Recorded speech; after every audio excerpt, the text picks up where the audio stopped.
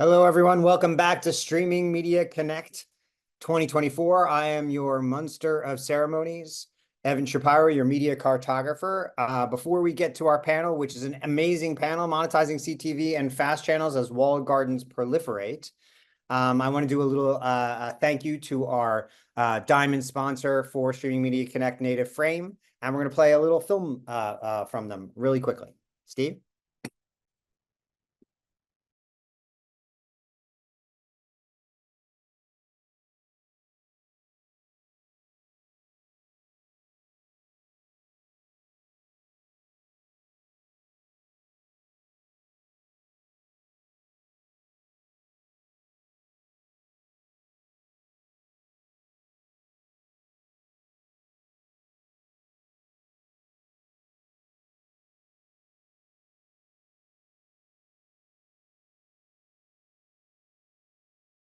And as Steve mentioned in the chat, the first person who is here at the end of this panel who names both the band and the music that was just playing during our pre-show there wins a $50 gift certificate from Amazon, but you have to be here at the end to win. Put your questions in the Q&A, please, so that our moderator can find them. And in the chat, you'll see links to bios from the panelists and links to our YouTube page where you'll see all the content from Streaming Media Connect sometime next week, and also other conversations that are going on there. But put your questions in the Q&A so that our great moderator can find them. So without further ado, let's get into this panel. Monetizing CTV and Fast Channels as Walled Gardens Proliferate. Let me bring to the stage our awesome moderator with this great panel, Tim Ware, who's a freelance ad tech expert and a guru in this space. Evan, thank you very much, Stephen. Yeah, for the purposes of my own background, most recently at Crackle, which is still alive, a longer conversation, but have spent the better part of the last 12 years in monetizing connected TV, and most recently at Crackle. And thank you for joining.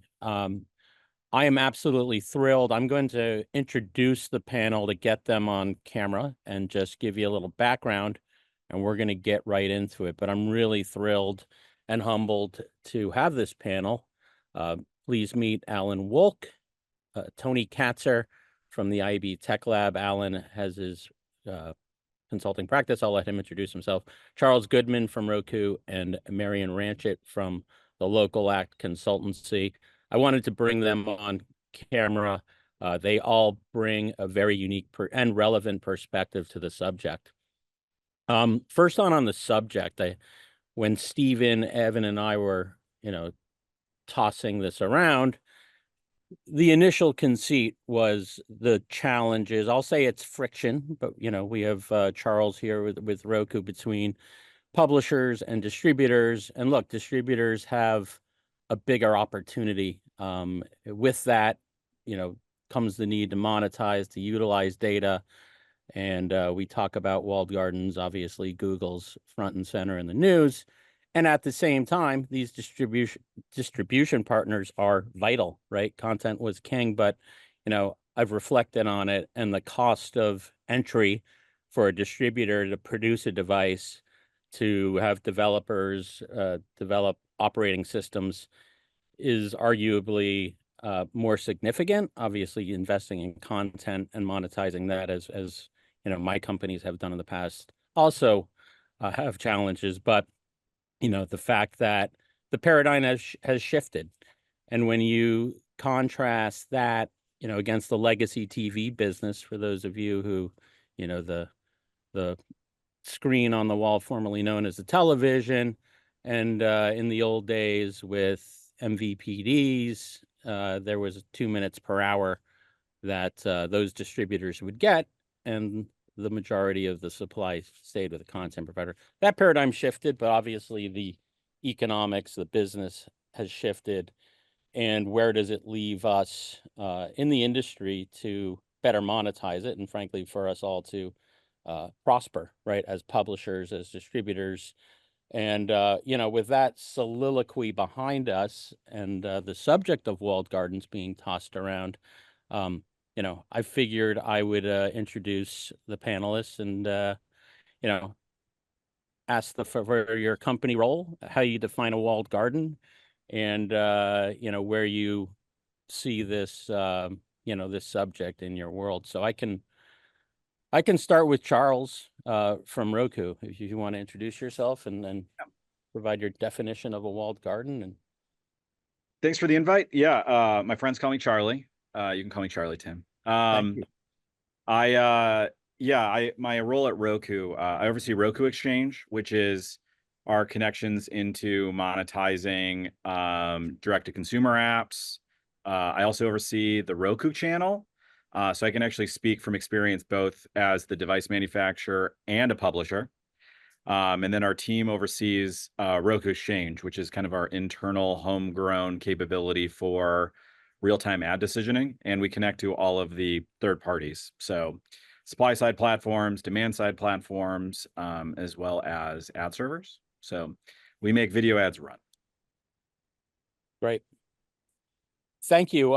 Marion, I'm going to throw it to you. And you worked at Roku once upon a time, but please introduce yourself and touch upon the Hi, subject. everyone. Yeah, super happy to be here. So Marion Ranchet, I have a streaming video consultancy. I help companies launch and grow in Europe. I also have a newsletter called Streaming Made Easy on Substack, if you want to check it out, coming out every Friday. And so I did spend a few years at Roku. I was working on, them growing their European footprint. Talking about, should we enter walled garden right now, or do you want to kick it around first for intros?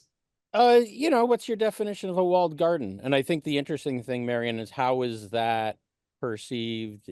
What's the differences in Europe, based on your experience? I think, essentially it's a company who's built a home that's a platform.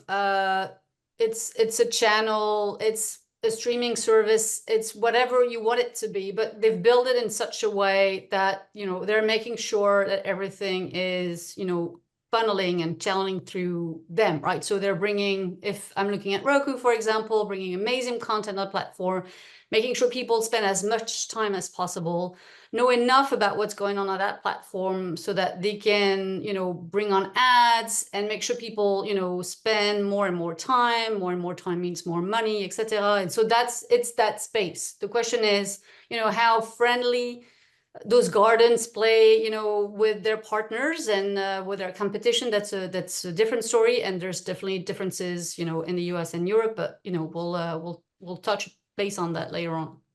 Okay, Charlie. Yeah, I think walled garden, at least from a core ad tech perspective, is where the whole thing from planning to forecasting to activation to delivery and of course measurement all happens within the confines of that space.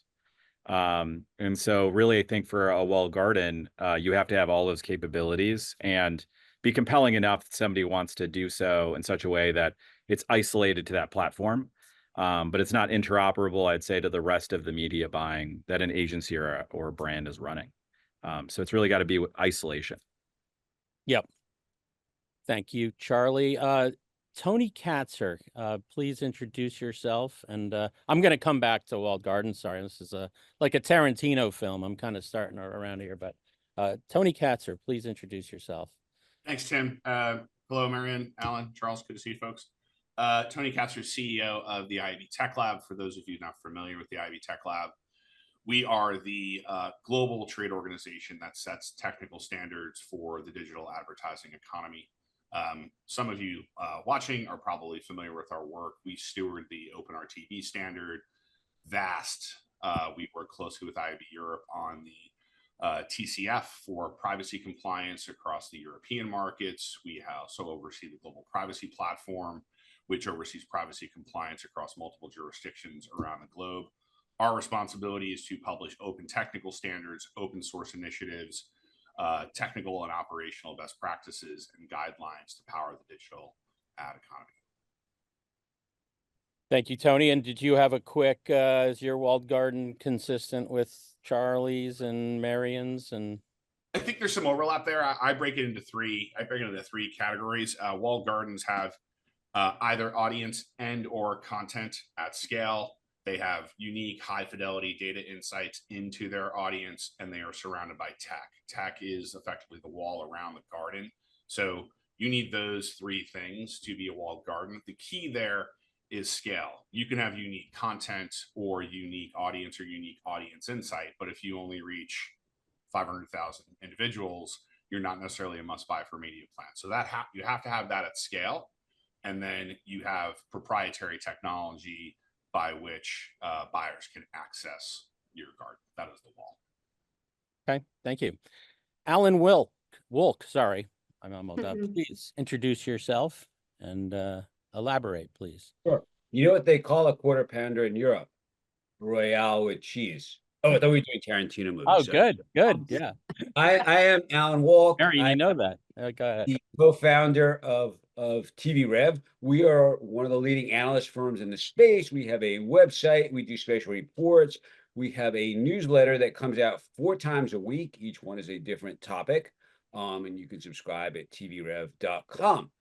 We are known for taking complex ideas and distilling them into plain English in a way without dumbing them down. So to answer your question, a walled garden is just a service of any sort that, you know, whether it's a web company or a TV company that doesn't share its data willingly with other people. That pretty much is the basic definition of it, that they kind of go like that with their data and it's not out there for everybody to grab. Thank you. Yeah, I took the liberty of doing, I don't know if it was the wiki, a walled garden is a closed platform or ecosystem wherein the provider of the platform has total control over the content, applications, and or media and restricts access as it sees fit with the end goal of creating a monopoly. It's a little, that was the Google search. It's interesting in my kind of, crackle state, I did take the liberty of looking at the Trade Desk Academy and yeah, I thought Jeff Green's was really, he's like, if you're big enough to be draconian, right? And I guess, that's a He pretty, just wanted to show off that he knew the word draconian. Let's be real. yeah, but before dragons were, in vogue. The, look, the interesting thing is, right, in the Trade Desk is done an amazing job at kind of liberating the open web. I guess it's important just to make the switch now. When we conceived this with, Stephen and Evan and I, it was like, I think, Stephen, you introduced the hedge metaphor. And I found some hedges at Pennsylvania State University to sit behind. Hedges implying that, we're not Google or Amazon or Meta at this stage, to what Tony had referenced.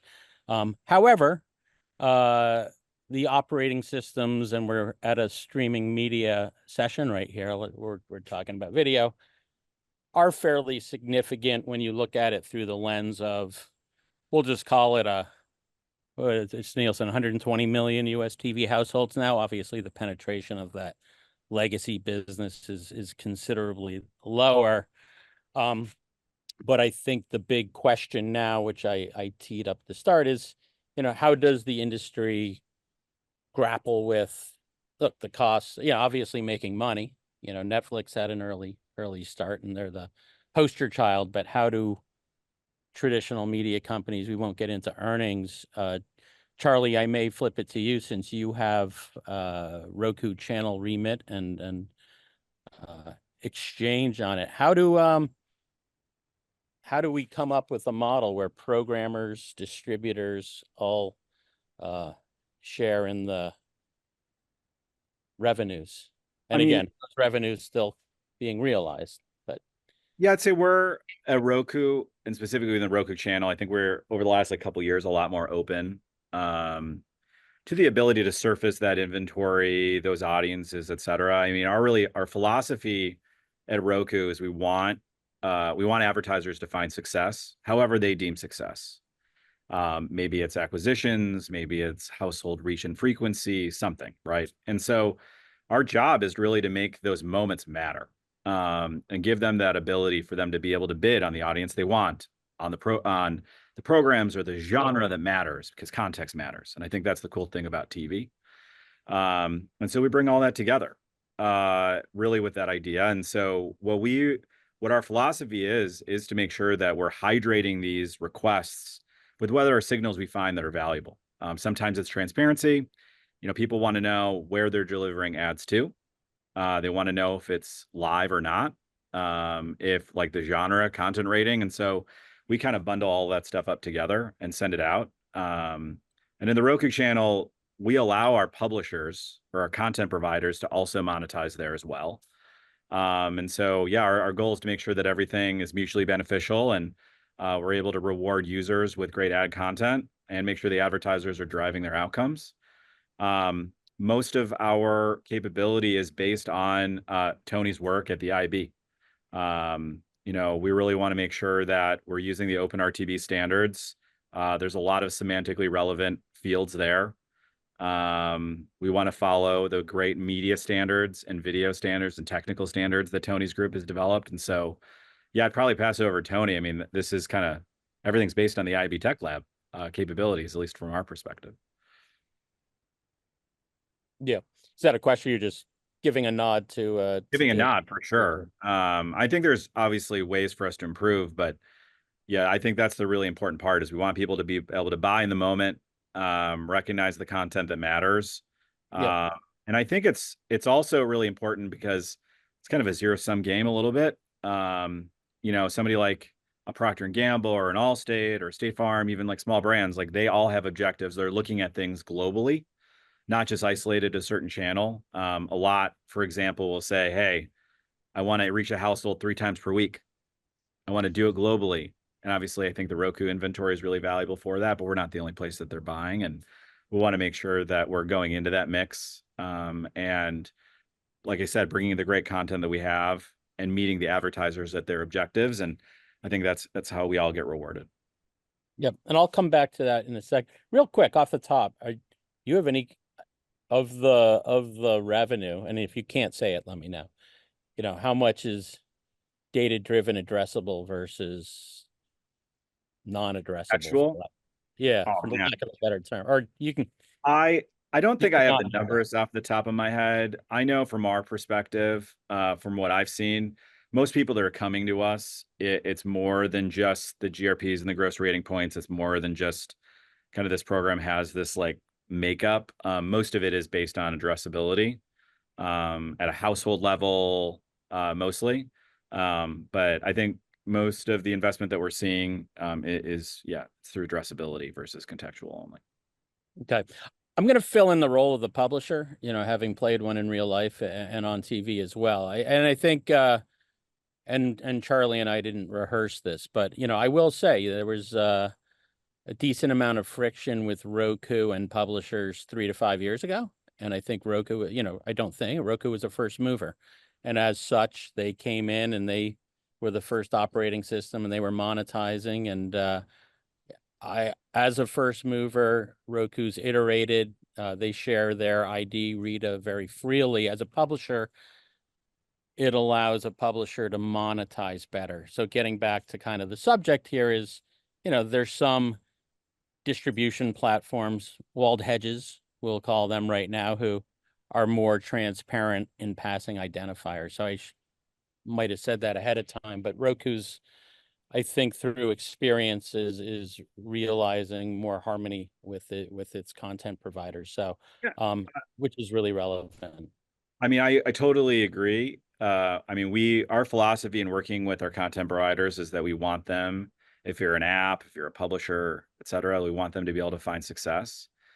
So we are committed to like providing things like Rita, which is our identity for advertising. I think it's a really valuable IFA. And a lot of people use that to be able to monetize and make sure that, they're reaching the right devices, et cetera. But yeah, we're all about the mutually beneficial. And I think that's the cool thing for me, at least in my position at places like the Roku channel. It's no longer just like, let's say Peacock over here, or Roku channel over here. There's a lot of competition. I mean, you saw it with our new fronts. You just saw it with the Olympics, where we had the NBC like Olympic zone. Our goal is to make sure that everybody's finding that success in the moments that matter. So yeah, we're fully committed to people to being able to find monetization on our platform. Right. Alan Wolk, if you could speak to those challenges. You obviously have clients who are programmers and are steeped in and how that challenge may be successfully or being challenged in terms of making money as a publisher, as a programmer. Right. Well, right now, what we're seeing is, we've written about this, is that there's a lot of anger out there. So, like, a lot of the publishers, a lot of the ad tech companies, a lot of the brands are just like, it's been 7 years, 8 years, and y'all haven't figured this out yet. We can't do this. It's not easy. And every year you show up at these conferences and you talk about, oh, how we're doing this, we're doing that. And y'all can't get your act together. I mean, OpenAP starts the JIC, which was a really smart idea, but not everybody joins it. And so we still don't have any kind of easy way to do any of this. And they're like, okay, we want dollars to follow eyeballs, but if you're not going to make it easy, then they're not. And they also look at it like, yeah, digital is a bunch of walled gardens, but like if you're not buying Google for search, you really have another option. But TV, there's like a whole lot of options. And then, so that's on the ad side. And then on the content side, a lot of, especially the smaller fast channels, and even some of the bigger ones, feel that they don't get any real data on who's watching their stuff, how it's being watched, and that prevents them from negotiating their next deal in a way that's favorable to them. They can't say, oh, well, we know X number of people watch on this, on these platforms, so you need to pay us more money for this. So right now, and the reason I should say is that everybody thinks they're going to win. I mean, that's really what it boils down to, that rather than saying, okay, we all need to cooperate, everybody's like, no, I'm going to be the one who wins. And that's just not going to happen. So that's where we are. Tim, can I jump in there? I want to, Yeah. I want to give a here to Alan, because I totally agree. Because part of, why does IB Tech Lab, why do things like open technical standards exist? Because open technical standards exist because they support a rising tide of innovation and consistency. Like, there's a reason we can all have this Zoom right now. TCP/IP was an open technical standard that powers the internet. That's how Zoom is working right now. And Alan could not be more spot on. What we struggle with at the Tech Lab is the adoption of things like open technical standards. Our advanced TV initiative, which we launched 2 years ago, what we're working towards is a universal reconciliation framework where there's a common currency across both, not just streamers, but also pulling linear into that as well. So you can power that shift of dollars from linear to streaming as more audiences pour into stream. But Alan's spot on. The fragmentation out there is really painful. It's painful for publishers, painful for brands and their agency partners. And frankly, I think it's holding back dollars to move into streaming, without a doubt. So everyone who's watching, here to Alan, and couldn't agree more. In tech, we are working at Tech Lab to solve that. It's less a technical issue. It's a business issue, right? Because someone's like, well, I'm going to win. It's like, yeah, you may win, but think about if there was a rising tide, you would win. Like, you're going to win based on your scale. You're going to win based on your performance, right? You're not necessarily going to win based on the fact that you've built a wall around yourself.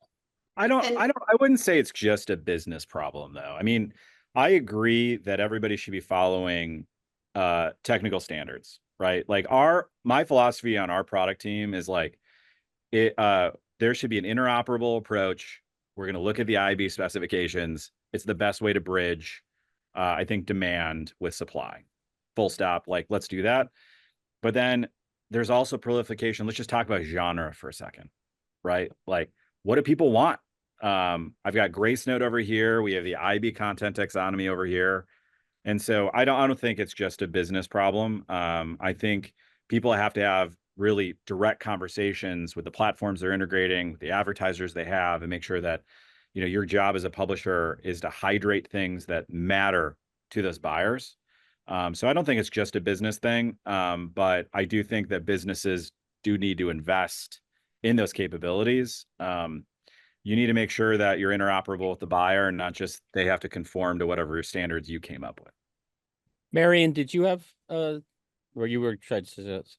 Yeah, no, when I hear Tony mentioning, or Alan about winning, and the question is winning against who, right? And I think very often we don't have the right competition in mind. If you look at the CTV ecosystem, there's that whole garden, you know, going on with, you know, Samsung and Roku and the LGs of the world, and in front of them you have Google, you have Meta, and I think in some cases they're just missing the points.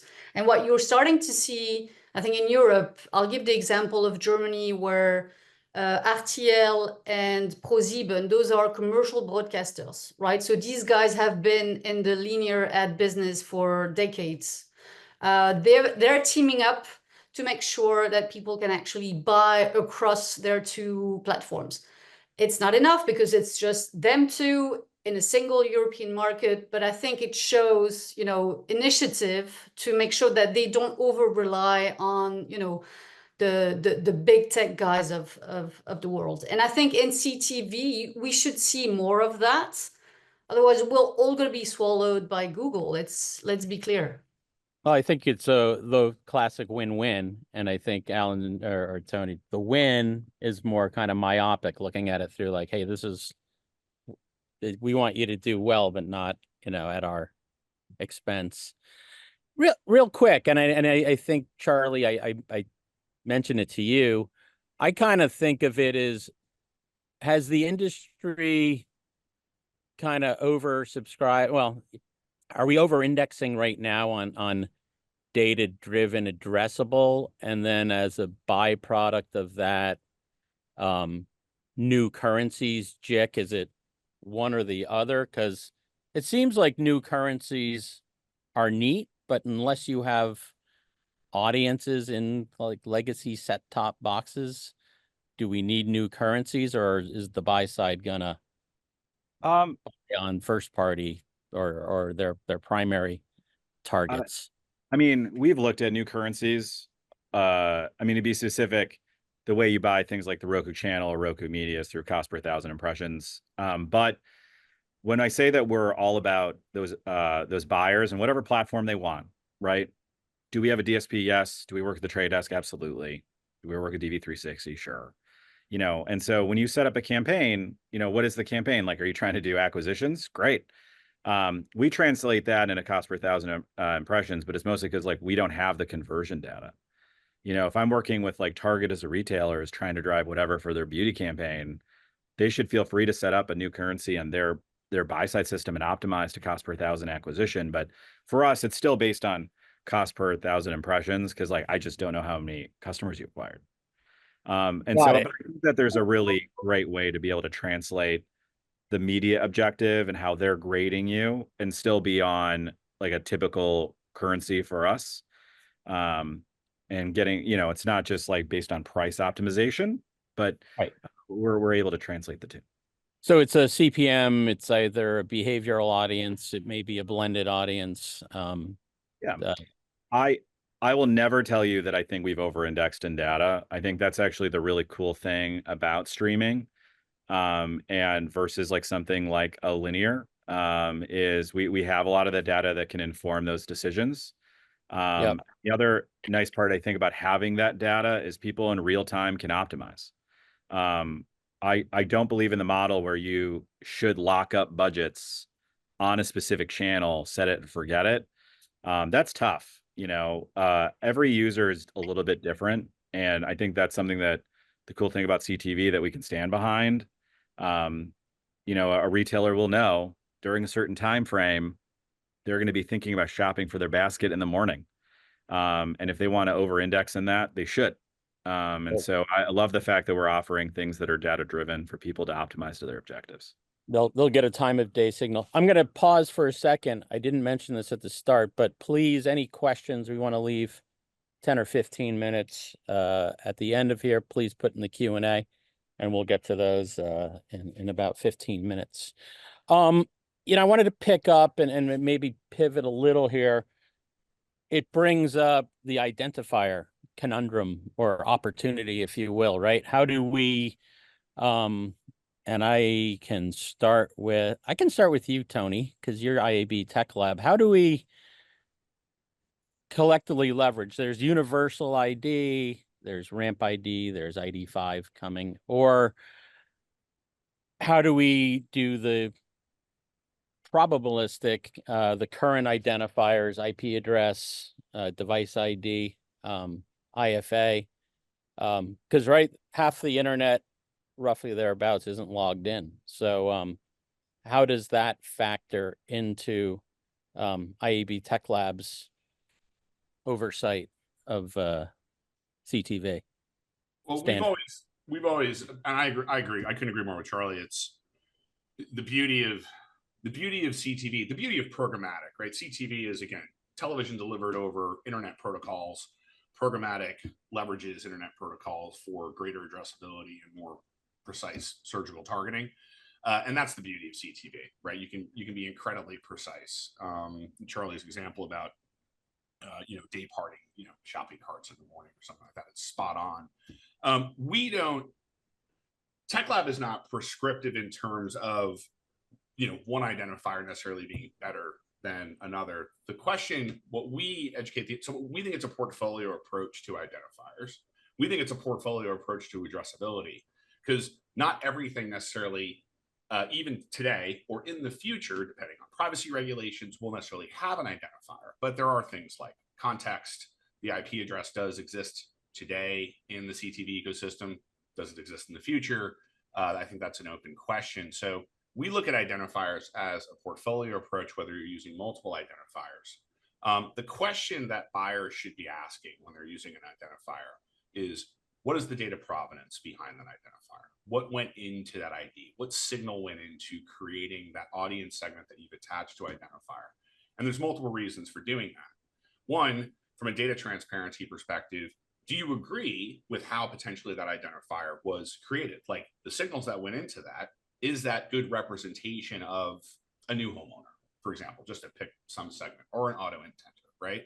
Number one. Number two, for privacy compliance reasons, are there signals that went into that identifier that you may or may not be comfortable with processing or storing for a period of time based on your local privacy regulations?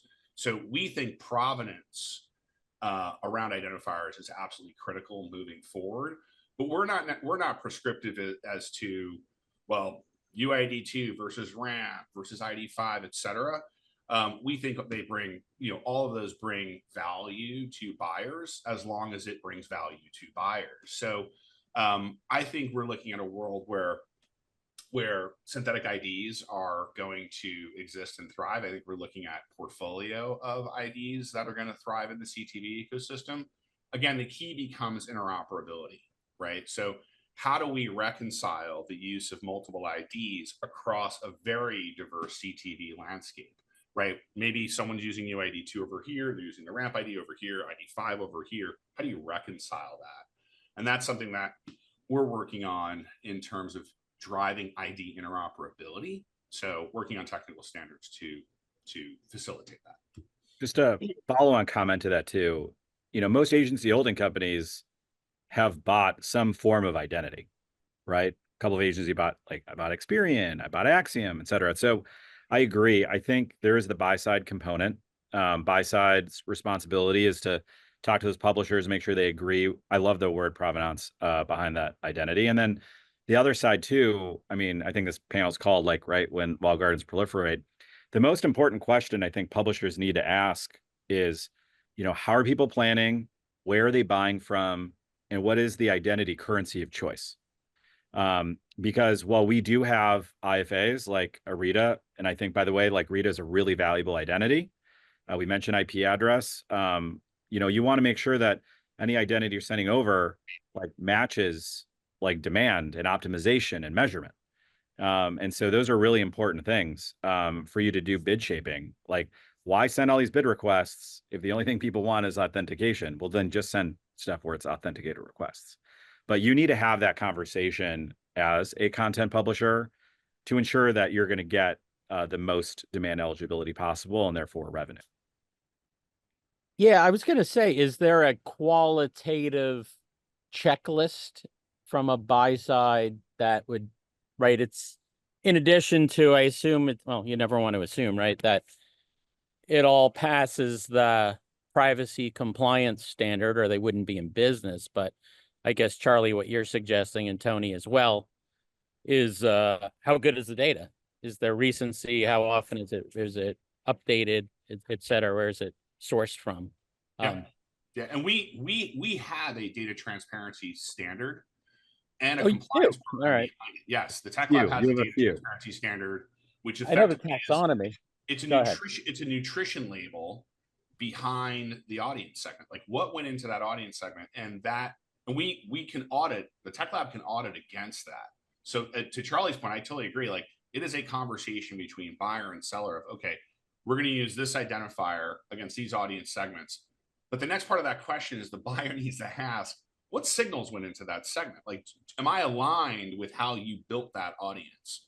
And that's what the DTS, or the data transparency standard at the Tech Lab. All right. So a plug for iabtechlab.com, the data taxonomy standard. Hey, we're not for profit. We're not here to sell anyone anything. We're just here to make the ecosystem better. Alan Wolk, did you have thoughts on identifiers that you might want to share? Yeah, I'm gonna take that and kind of move it to another thing too. So here, let's click back for the people there who don't really, because we've been very, very, very in the weeds here. So in digital, you know exactly who is seeing your ads because everybody has a personal device. On television, streaming TV or CTV is measured by ACR data, which basically is sort of like Shazam for TV. It takes a couple of pixels and measures it against a database. So you know what's being watched on the TV set, but you don't know who is watching it. That's why the who is watching it is such a big issue. And too many brands are trying to apply digital standards to TV. We call it, and they're running into problems. So we call it the left-handed juggler syndrome. You go to Google and you say, hey, I want to reach left-handed jugglers. And they're like, yeah, we've got, 100,000 of them. You go to Pluto and say, oh, I want to reach left-handed jugglers. They're like, nah, neither of them are watching this week. So it's a much smaller, there's a punchline in there. It's a much smaller target. And, because there's so many different types of brands. So what's happening is that they're saying, okay, this digital targeting thing, and there's just too many variables in there. Like you have companies like TruthSet out there showing how the data sets are out of date, they're wrong. There's a lot of, sort of confusion about how they work. I mean, there's all these acronyms that I've never even heard of that people are using, and it's confusing to the brands. They're just like, we just want to reach these people. And they're starting to realize like, hey, maybe contextual is the way to go. So the other thing that's pushing contextual, and Tony, I believe, had tapped on this, is that IP address, which is a big way that we find ID. IP version 4, V4, is going away. It's being replaced by IPv6. And in IPv6, you will not be able to identify people by their IP address because there's going to be millions of new IP addresses. They'll swap them every few weeks, and that whole capability is going to go out the window. So contextual basically says, it sort of goes back to the early days at some level, but it also says, hey, rather than mess with privacy, which is the other big issue, is trying to identify these people, brings up, and both these guys mentioned it, all these big privacy concerns. We're just going to sort of target people and trying to guess who's in front of the TV based on the content. Now, whether that's the genre, the mood, there's a bunch of companies that are doing stuff around emotion. There's based on the actors, based on what's going on in the scene.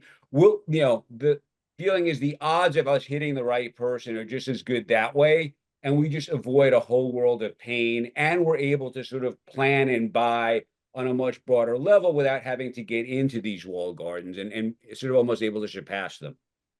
We're back to the future. In a lot of ways. But with a much more sophisticated future.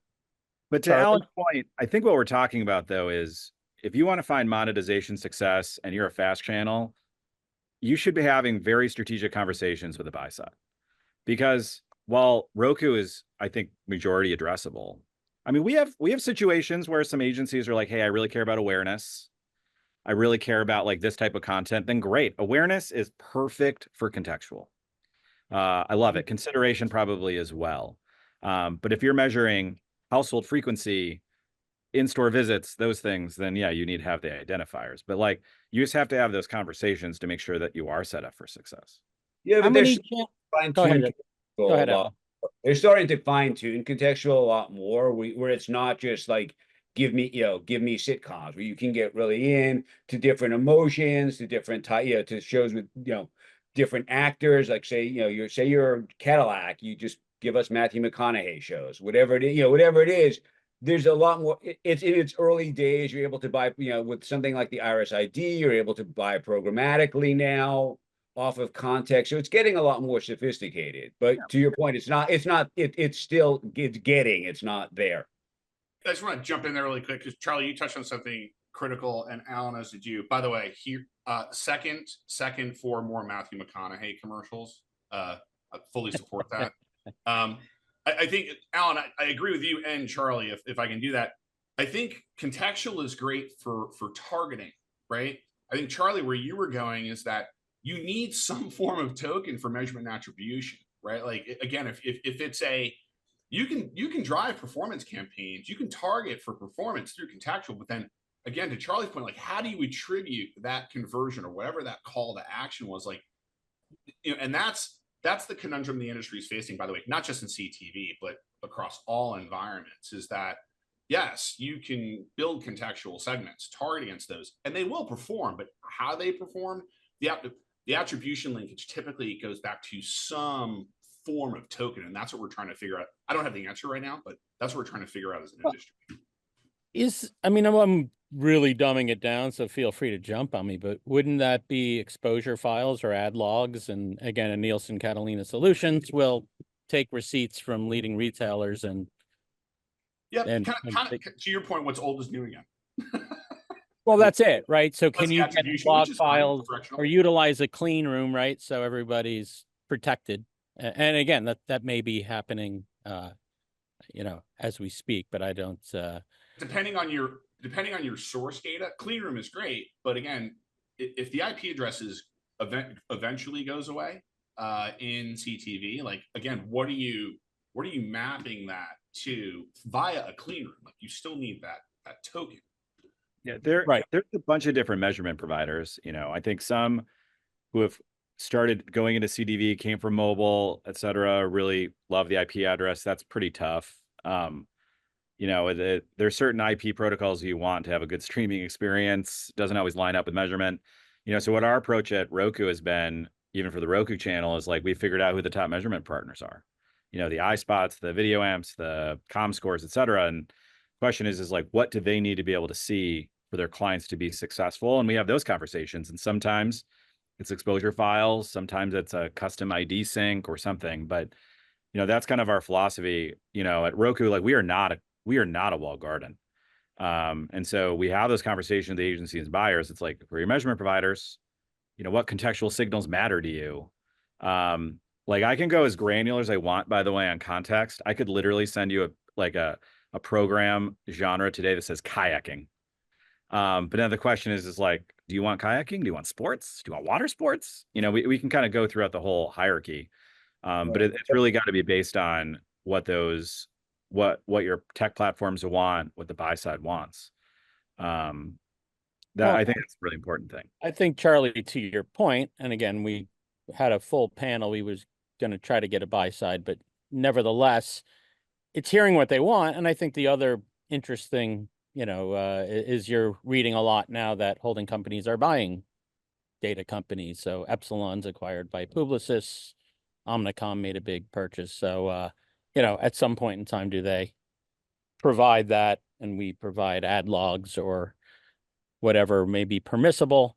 Tony, where do you kind of then, does the utilization of an identity graph fall into play, or is that kind of not as much as it's not that simple?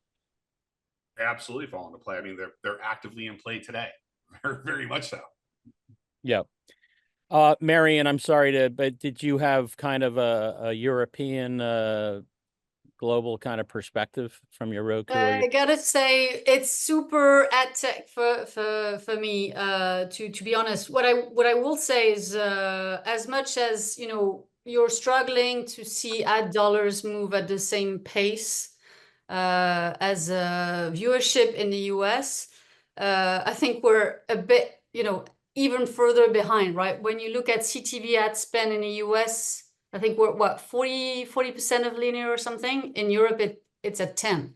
And so hence why we've seen, you know, another slate of announcement a few months back to have some sort of European alliance to make sure that, you know, programmatic was enabled the right way. But again, that was just announced. Let's see what happens. I think we're still kind of miles away from you guys on that. And one of the reasons being that I think, Tony, you know, let me know if you disagree, but I feel like if you look at the UK, for example, a lot of the capabilities they've put in place, I'm talking about the broadcasters, the ITV, the Sky of the world, what they've put in place is what companies like Roku have done, but they're extremely protective of it. And as it stands, you know, whenever you wanted to buy, you had to go to them. That was the only way to go about it. So I think programmatic is definitely lagging on our end. Super interesting to see what you guys are doing, because let's be honest, we cook our own thing, but we also, you know, take advantage of, you know, you guys clearing the way in some cases. Yeah. I mean, would you say that also the fragmentation of Europe that also hinders your ability to get universal identifiers bought into, you know, the Brexit of universal identifiers? Yeah, well, I think I don't know if, you know, this region being made of so many countries should be called fragmentation, right? That's the whole, you know, way the region is made, right? I think clearly you guys have this one big market, and that's awesome. And there's so much that you can do for this one market. All of the European markets are advancing at very different paces when it comes to streaming adoption, CTV adoption. And so, you know, linear, we hear in the US that, you know, linear TV is going to be dead in 5 years.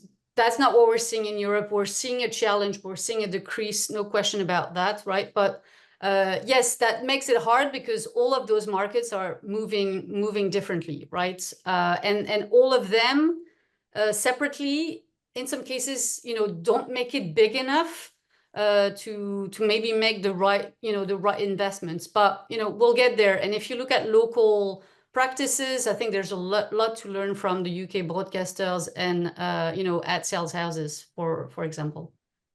Yeah. Thanks.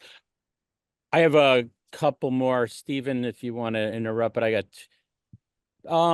Tony, I'm going to just go back. So is the IAB Tech Lab, like who can best govern the business practices? This was one of the questions. I thought that allows ensures the buy side, ensures that publishers have equal access to identifiers and data, you know, so that we all are working with the same signals, identifiers. Is that you? Do we come to you to kind of put your cape on and help ensure that Tubi or Crackle, you know, can get the same? Now, again, Charlie's behaving, Roku's behaving, but not every OEM is behaving. I think it's a blend of IAB and the Video Center of Excellence over at the IAB side to kind of set the business rules. That's a key function of the IAB. Tech Lab, you know, Tech Lab's job is to then put together technical frameworks to ensure that those business rules are complied with. So I think it's a blend of, if you haven't spoken with folks at the IAB, reach out to Pam Zucker over there and ask about the Video Center of Excellence, get engaged there. We then take the outputs of that and then work with the industry. The Tech Lab doesn't create, we're not an ivory tower. When we launch a standard, it's done via working groups that have anywhere from 25 to 200 companies participating. We then create the technical frameworks, Tim, as I was mentioning earlier. You know, our advanced TV initiative, our goal here is to have some form of universal open reconciliation framework to support the growth of streaming, to support interoperability across streamers and linear. Like, I see a world of convergence. I think some folks think of linear versus streaming as a zero-sum game. I actually see convergence between the two. I think either Alan or Charlie were mentioning, Alan, I think it was you, talking about how the horses are out of the stable and advertisers are saying, hey, that's that cool stuff you're doing in streaming and the precision I can get and the reporting. I want some of that in linear. And so our vision is, how do we build this bridge right? And as linear declines, and Marion hit on a key point, the European market, the audiences are not moving to streaming as fast as North American markets, right? And I think that's part of the lag, is that I think Europeans are happy with their cable and satellite providers, right? So they're like not moving to streaming yet. So again, our remit is global. Our remit is to serve the industry globally. So the way we look at it is IAB works with the industry to create the rules of the road from a business perspective. Tech Lab's role is to then create technical frameworks to support those rules of the road. Now, neither IAB nor Tech Lab have enforcement mechanisms. Like we're not out there. We can audit, we can put together compliance programs. We can't force people to use our standards. Our standards are used based on their merits. Do they drive growth? Do they power efficiencies? Do they mitigate risk? Those are the 3 reasons people adopt Tech Lab standards. Okay. Thank you. I'm gonna do a quick wrap, and we'll go to questions. I want to talk about tailwinds. Tailwinds, and obviously we're in a hopefully all boats rise with the tide. We've addressed the challenges, the walled gardens, the walled hedges. Marion, let's start in Europe. Can you give us a connected TV tailwind heading into 2025? We'll be here before we know it. Ooh, that's Put you on the spot first, so I should have warned you. no, I see that. I don't know. I have to be honest. What I'm seeing right now is more and more fragmentation coming within the CTV ecosystem. So I think one thing that will help the ecosystem, and not necessarily at the monetization level just yet, but even at just the adoption piece, right? So you're seeing more and more eyeballs shifting. And what's interesting is that you're seeing pay TV companies, your cable companies, moving to CTV as well, when before they wanted nothing to do with it. I actually had to have those discussions 5 years ago at Roku, trying to have, the local pay TV of each of those markets, trying to have an OTT strategy where they would put their app, their platform within the CTV ecosystem. No one wanted to do that. On the French market, for example, the 4 telcos were nowhere to be found a few years ago. Everyone is moving now. Every new launch, even of a pure player like a local streamer, includes CTV. They're proud to say it. 5 years ago, only pay TV mattered. So I think from a distribution perspective, the fact that there's more people investing to make sure that those channel stores have everything on the horizon is going to be super important. And after that, obviously, it's going to help move the viewers, and hopefully then help move ad dollars as well. I think this is something that we need, because again, broadcasters, pay TV players, they haven't thrown the towel in the region. They still really much have a role to play in that space, but they got to move to CTV, no question. Your original point, you're a few years behind the US, but that's good. But there's a way for them to remain relevant in that space versus being reluctant and being like being this walled garden. Everyone's coming to me. No, they got to come to CTV. They have something to offer audiences in the region, and they're going to make a difference in scale. Clearly. Thank you. Alan Wolk, some tailwinds to send us off. And I think contextual is just going to continue to grow and blow up. We have a big report on it coming out in October, but I hear Charlie say things like, "Oh, we have it down to kayaking," and I'm like, "Yeah, good. This report's going to be real valuable," because what's happening with contextual is it's going way beyond that into emotion. There's taxonomies of emotions that people are coming out with, and it's not just Iris. You've got companies like Curve and Whirl and Grace Note and Inoki, all doing really cool stuff with that, to the point where we're going to have ad pods and then be able to say, okay, they just had a wedding. There was just a wedding scene before this. So if you have an ad that's going to go well with a heartwarming content, come in the ad pod right afterwards. And that's a better consumer experience, right? People are like, oh, it's all sort of in a theme here, rather than that jarring effect of the funny ad after the funeral scene. And that's going to improve the efficiency of ads altogether. So I think we're going to see a lot more. And then, as to the earlier point, you just avoid all the privacy, transparency, all these issues that are plaguing CTV right now go away when you move to contextual, and you can add in any kind of data-based, audience-based targeting on top of that. You can layer that right in. I love it. I love it. I'd love to talk to you separately on that, advising an emotion measurement service. So, Charlie, tailwinds.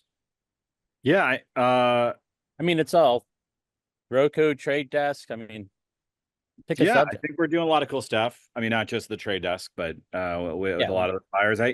I think one of the biggest tailwinds we're seeing, and plug for the IB, they have a new 2024 like video spend report. They just came out, I think, recently. It's pretty informative. I'm really excited that a lot of buyers are finally at a point where they're preferencing outcome versus things like reach and frequency, demo delivery, et cetera. And just sitting from my position at Roku, I think that's really cool. We're at a point too, I think, between linear and CTV where it's actually about equal. So you're able to know linear deduplication because I've already reached those audiences on broadcast versus it's an incremental audience. And so I think it's really cool. I think we're finally at a point where the technology available is matching also what the buyers are trying to go after.